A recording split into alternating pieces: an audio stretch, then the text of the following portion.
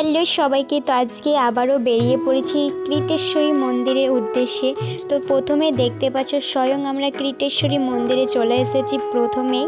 আর এরপর আমরা চলে যাব ডাহাপাড়া ধাম, সবথেকে বড় মন্দির, মুর্শিদাবাদের এক অন্যতম বিখ্যাত মন্দির।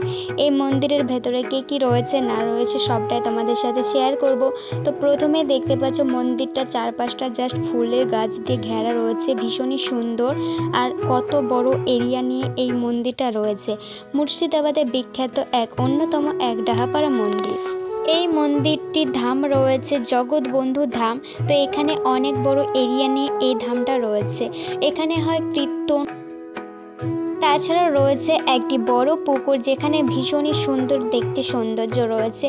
পুকুরের পাশে রয়েছে এই বড় একটি ধাম যার দৃশ্য এবং অপূর্ব সুন্দর।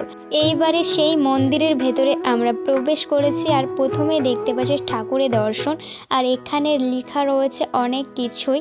যাই হোক, এবার আমরা যেহেতু 26শে ডিসেম্বর গিয়েছিলাম বড়দিন উপলক্ষে, যিশু খ্রিস্টান উপলক্ষে এখানে রয়েছিল কিছু প্রোগ্রাম। তো এই আশ্রমেও আমরা চলে এসেছি।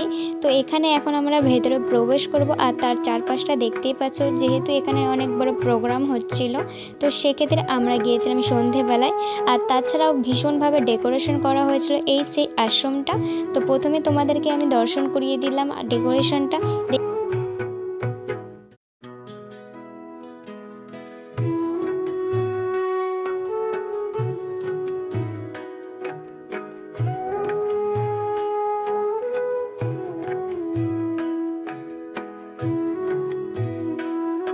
এইবারে আমরা বাড়ি যাওয়ার পথে পাপ্পু ধাবাতে চলে এসেছি। তো এখানে যেহেতু বড়দিন উপলক্ষে অনেক সুন্দরভাবে ডেকোরেশন করা হয়েছিল, আর মানুষের ভিড় অনেক বেশি ছিল। তো বাইরের এটা পরিবেশ ছিল পাপ্পু ধাবা। তো দেখতেই পাচ্ছ একদম এনএইচের পাশে কিন্তু রয়েছে একেবারে পাপ্পু ধাবা। তো ভীষণ সুন্দর আজকের ভিডিওটা এতটাই। সকলে ভালো থেকো, সুস্থ থাকো।